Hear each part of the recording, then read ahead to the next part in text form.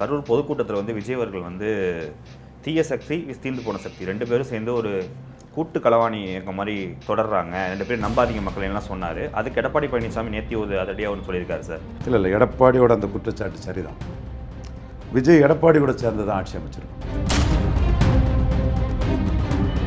So அந்த இடத்த மறைக்கிறதுக்கு தான் விஜய் அப்பப்போ புரோட்டா போட்டேன் சப்பாத்தி போட்டேன்னு மறைச்சிட்டு இருக்கிறார். அவர் நடத்துறது ஸ்டாலின், ஜெயலலிதா, கலைஞர், எடப்பாடி நடத்துகிற மாதிரி தனியாட்சி அல்ல. 4 தொகுதியில் ரெட்டையில் கடுமையான ஃபைட்டை கொடுக்கும். இதை மறைக்கிறதுக்கு தான் கொத்து புரோட்டா 5 நிமிஷம் பேசினேன்னு 1000 சொல்லி இருட்டை கொண்டு ஓட்டை அடைக்கிறீங்க.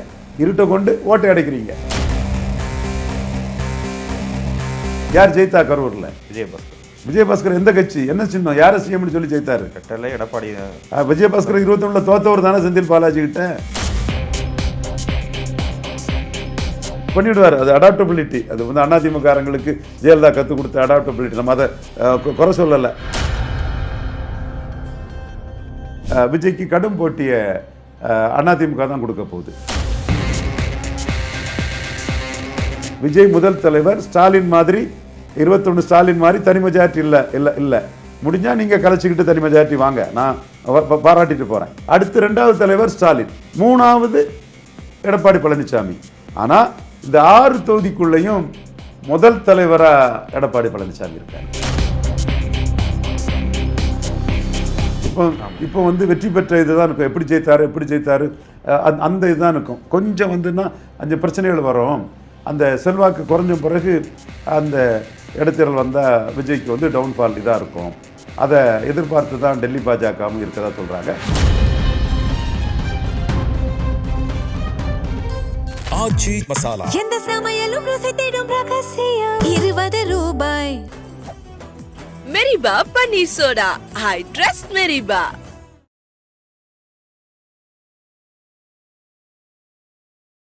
ரெஃப்ளெக்ட் நேயர்களுக்கு வணக்கம். நான் உங்கள் கமல். இன்று நம்முடன் நிகழ்கால அரசியல் பேச இருப்பவர் மூத்த அரசியல் விமர்சகரும் திறனாய்வாளருமான ரவீந்திர துரைசாமி அவர்கள். வணக்கம் சார். வணக்கம். கரூர் பொதுக்கூட்டத்தில் விஜய் அவர்கள் தீய சக்தி தீர்ந்து போன சக்தி ரெண்டு பேரும் சேர்ந்து ஒரு கூட்டு களவாணி இயக்கம் மாதிரி தொடர்றாங்க, ரெண்டு பேரும் நம்பாதீங்க மக்கள் எல்லாம் சொன்னார். அதுக்கு எடப்பாடி பழனிசாமி நேற்று ஒரு அதடியாக ஒன்று சொல்லியிருக்காரு சார். நாங்கள் கூட்டு களவாணி இல்லை, எங்களோட எம்எல்ஏவை ரிசைன் பண்ண வச்சு குதிரை பேரம் பண்ணுற விஜய் அவர்கள் தான் களவாணி, டிவிகே இயக்கம் தான் களவாணித்தனமான இயக்கம் அப்படின்னு சொல்லியிருக்காரு. அவரோட விஜயோட பிரதான எதிரியாக எடப்பாடி முயற்சிக்கிறாரா சார்? இல்லை எடப்பாடியோட அந்த குற்றச்சாட்டு சரிதான். விஜய் எடப்பாடியோட சேர்ந்து தான் ஆட்சி அமைச்சிருக்கணும். விஜயோட அமைந்த ஆட்சியே முறையற்றது, தர்ம நியாயங்களுக்கு முரணானது. நீங்கள் உங்கள் ஆட்சியை ஸ்டாலின் முதல்வர்னு சொன்ன 13 வச்சு ஆட்சி பண்ணுறீங்க. எதுக்கு அப்போ நீங்கள் என்னத்துக்கு தீய சக்தி, கல்லாப்பட்டி கூட்டணி என்னெல்லாமே சொல்லிக்கிட்டு அந்த 13 வச்சு ஆட்சி அமைக்கணும்னா அப்போ நீங்கள் பதவியில் ஒட்டிக்கிட்டு நிற்கிறதுக்கு தான் நீங்கள் நிற்கிறீங்கன்னு உங்கள் இமேஜ் அதில் அடிப்படுது. இதை மறைக்கிறதுக்கு தான் நீங்கள் இது குளத்தூரில் 5 நிமிஷம் பேசினேன், அது பண்ணலாம் பேசிகிட்டு இருக்கிறீங்க. உங்கள் ஆட்சி நீங்கள் 5 நிமிஷம் பேசி தோக்கடித்தவரை சிஎம்னு சொன்ன உங்களை வச்சு தான் உங்கள் ஆட்சி நடக்குது. இது ஸ்டாலின் 2021 உதயசூரியனில் 117 பேருக்கு மேலே வெற்றி பெற்று தனியாட்சி நடத்தின மாதிரிப்பட்ட 21 ஸ்டாலினுக்கு ஒரு ஸ்டேச்சரில் உள்ள ஒரு தலைவர் விஜய் கிடையாது. ஸோ அந்த இடத்த மறைக்கிறதுக்கு தான் விஜய் அப்பப்போ புரோட்டா போட்டேன் சப்பாத்தி போட்டேன்னு மறைச்சிட்டு இருக்கிறார். அவர் நடத்துறது ஸ்டாலின், ஜெயலலிதா, கலைஞர், எடப்பாடி நடத்துகிற மாதிரி தனியாட்சி அல்ல. தவேகா, காங்கிரஸ், தென் விசிகா, முஸ்லீம் லீக் கூட்டணி ஆட்சி, 4 கட்சி கூட்டணி ஆட்சி. 4 கட்சி கூட்டணி ஆட்சின்னு தான் அதை சொல்லணும். தவேகா ஆட்சின்னு அதை சொல்கிறதே நியாயம் கிடையாது. இதில் சிபிஐயும் அடுத்தால தள்ளி ராமச்சந்திரன், அவர் வன்னியரசு போன்றவங்கள்லாம் இப்போ இவர் ஷாஜஹான் இவங்கெல்லாம் ஃபஸ்ட் டைம் எம்எல்ஏக்கள் எல்லாம் மந்திரி ஆகும்போது விஸ்வநாதன் தானும் மந்திரி ஆகணும்னு அவர் ஆசைப்படுறாரு. ஓகே, அது நியாயம்தான். தள்ளி ராமச்சந்திரன் செல்வாக்கான ஒரு தலைவர், அவரை மந்திரி சபையில் இடம்பெற விடாமல் தடுக்கிறது ஒன்றும் நியாயம் கிடையாது. ஏன்னா அவங்க 2 சீட்டும் தான் இந்த ஆட்சியை தாங்கி பிடிக்குது. 5 கட்சி கூட்டணி ஆட்சி அது இருக்கலாம், தப்பு இல்லை. ஸோ தள்ளி ராமச்சந்திரனுக்கு அந்த வாய்ப்பு கிடைக்கும்னு நான் எதிர்பார்க்குறேன். ஸோ விஜய் நடத்துறது மெஜாரிட்டி ஜோதிபாசு மாதிரி கூட்டணி கொடுத்த ஆட்சி அல்ல. தனக்கு சுயமாட்டே மெஜாரிட்டி இருக்குது என்றாலும் நான் கூட்டணிக்கு மந்திரி சபை கொடுப்போங்கிற ஆட்சி அல்ல. அது மெஜாரிட்டி இல்லாமல் வேற வழி இல்லாமல் இவரை எதிர்த்து ஜெயித்த 13 பேர், ஸ்டாலின் முதல்வர்னு ஜெயித்த 13 பேர். எந்த ஸ்டாலின்? நீங்கள் கொத்து புரோட்டா குளத்தூரில் கொத்து புரோட்டா போட்டு அவர் முதல்வர்னு சொன்ன வச்சு, அப்போ அவரை முதல்வர்னு சொன்ன வச்சு நீங்கள் ஒரு தார்மீகமற்ற ஒரு உங்களுக்கு முழு செல்வாக்கில்லாதனால அந்த ஆட்சியில் நீங்கள் தொடர்றீங்க.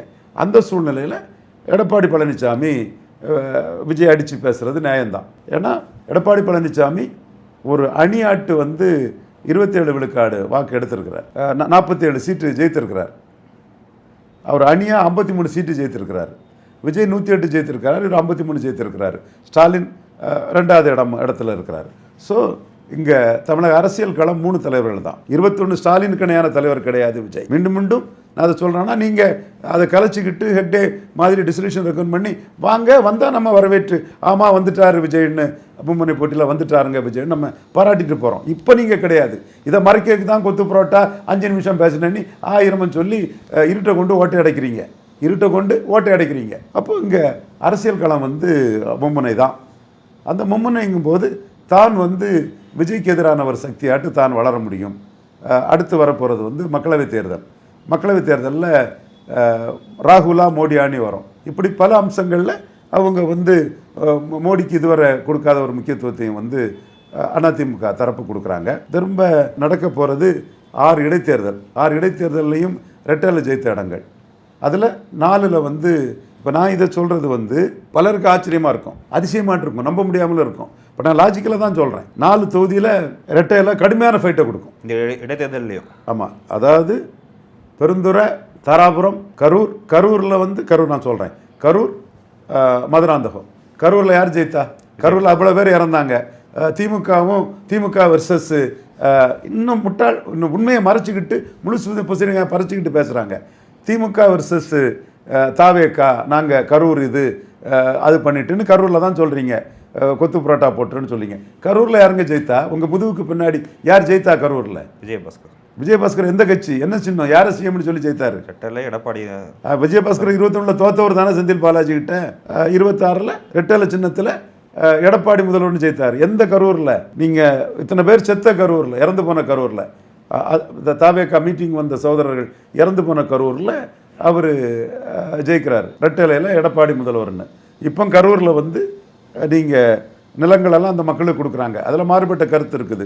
அதில் ஜோதிமணி கூட்டணி கட்சி வரவேற்கிறாங்க, அண்ணாமலையே வரவேற்கிறார். அதை ஸோ ஏன் கொடுக்குறீங்க? இப்போ நீங்கள் ரெட்டேலையை தோக்கடிக்க கஷ்டம்னு தானே கொடுக்குறீங்க. கரூரில் நீங்கள் யாருக்கிட்ட தோத்தீங்க? உதயசூரியன்கிட்ட தோத்தீங்களா? ரெட்டேலையை தோத்திக்கிட்டீங்களா? ரெட்டேலையிட்ட தானே தோத்தீங்க. அதே மாதிரி மதுராந்தகத்திட்ட யார்கிட்ட தோத்தீங்க? ரெட்டேலையிட்ட தானே தோத்தீங்க. அதே மாதிரி பெருந்துறை, தாராபுரம், இந்த 4 தொகுதிக்கு நான் ரெட்டேலைக்கு மதிப்பு கொடுக்குறேன். ஆனால் விராலிமலையில் ரெட்டேலை மதிப்போட விஜயபாஸ்கருக்கு மதிப்பு கொடுக்குறேன். அவர் கொஞ்சம் சாப்பிட்டனால எல்லாத்துக்கிட்டையும் பணிவாக பழகி கொஞ்சம் இது பண்ணுவார், ஜாலரா அடிப்பார் எல்லாத்துக்கும்.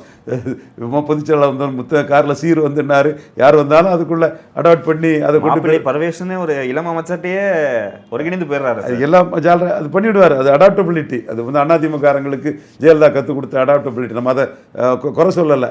அவர் எல்லாத்தையுமே அப்படி ஒரு ஐஸ் வச்சு பெருசு போட்டு சர்வே பண்ணக்கூடியவர் தான். மக்கள் செல்வாக்கு இருந்தது அவருக்கு. நம்ம அதை குறை சொன்னாலும், பரிசு போடுறதில் கில்லாடின்னு சொன்னாலும் மக்கள் செல்வாக்கம் அவருக்கு இருந்துங்கிற நம்ம மறுக்க முடியாது. அது அந்த இடத்துக்குள்ளே அதிமுக சிரமப்படலாம். அதே மாதிரி எஸ்ஐக்கு சுப்பையா, அவர் நல்ல மனிதர், அவருக்கு மக்கள் செல்வாக்கு இருக்குது, அந்த இடத்துலையும் அவர் சிரமப்படலாம். ஸோ இந்த 2 தொகுதி தவிர 4 தொகுதியில் விஜய்க்கு கடும் போட்டியை அதிமுக தான் கொடுக்க போகுது. இந்த 6 தொகுதியும் வந்து திமுக ஏற்கனவே தோத்த தொகுதி. இந்த தோத்த தொகுதிக்குள்ளே இருந்து என்னதான் குறைஞ்ச மதிப்பீடு போட்டாலும் வீரபாண்டியன் வருத்தப்படுறாரு. 0.25% 0.5% சொல்கிறாரு. என்ன தான் சொல்கிறாரு?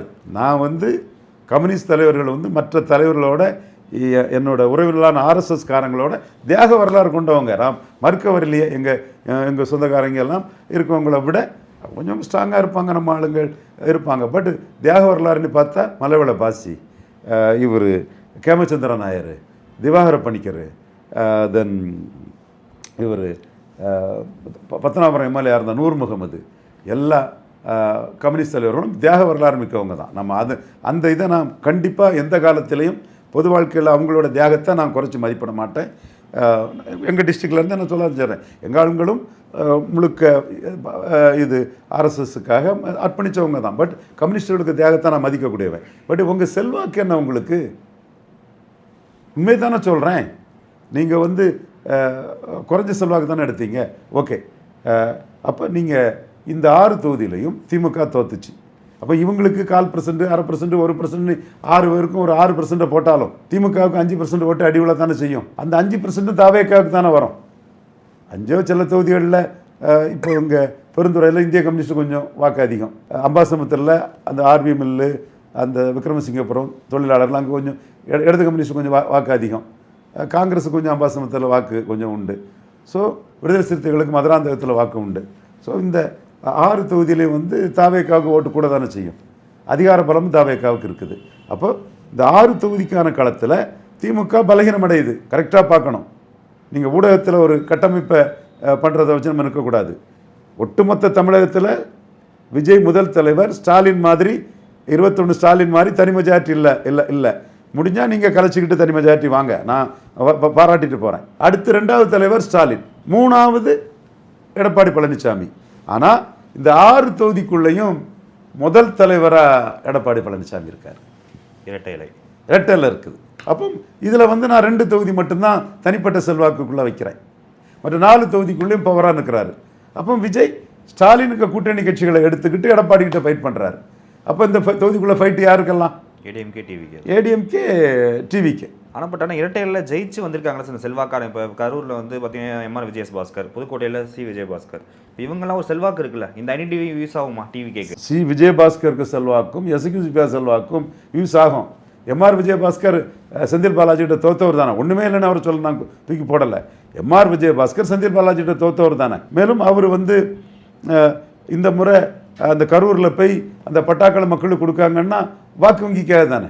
அதில் கொடுத்தாலும் டிஸ்பியூட் இருக்குது, பட் வாக்கு வங்கிக்காக தானே. பட் லீகலி அது கரெக்டுங்கிற இது புள்ளியில் தான் அது போகுது. இந்த பழனி மேட்டர் தான் இப்போ ரொம்ப சிக்கலாகுது. அந்த எனக்கு என்னவோ அது பழனி மேட்டரில் இப்போ சிபிசிஐடி போட்டிருக்காங்க. கொஞ்சம் டிலே ஆனால் சிபிஐ கையில் கூட போகக்கூடிய ஒரு வழக்கு. அந்த மந்திரிகள் சொந்தக்காரங்க அது இதெல்லாம் தவறு, தேவையில்லாமல் ஒரு ஜாதி அடிப்படையில் பண்ணுறதெல்லாம் நம்ம ஏற்றுக்கொள்ள முடியாது. பட் அதில் ஏதோ பெரிய மர்மம் முடிச்சிருக்குது, விசாரணை வரட்டு பார்ப்போம். கரூரில் அந்த மாதிரியெல்லாம் ஒன்றும் முறைகேடுகள் இல்லை, பழனி முறைகேடு இருக்குது. ஸோ இந்த இடத்துக்குள்ளே கரூரில் அவங்க பண்ணது வாக்கு வங்கி அரசியலுக்காக தான் பண்ணுறாங்க. இதில் ரெட்டலை வெர்சஸ் விசில் தானே இருக்குது. அப்போ எடப்பாடி இந்த எலெக்ஷன் எப்போ வந்தாலும் அதுக்குள்ளே தனக்குள்ளே இதை பார்த்தோம்னா குட்டி என்கிற வெங்கடாச்சலபதி பாஜகவில் ஆர்எஸ்எஸ் இயக்கத்தில் வந்தவர், ஒரு தீவிரமான வழக்கறிஞர், நண்பர், தேவேந்திரகுல வேளாளர் சமூகத்தை சேர்ந்தவர். அவர் தான் அந்த வழக்கெல்லாம் எடுத்து ஹேவியட் போட்டு சுப்ரீம் கோர்ட் வர போகிறாரு.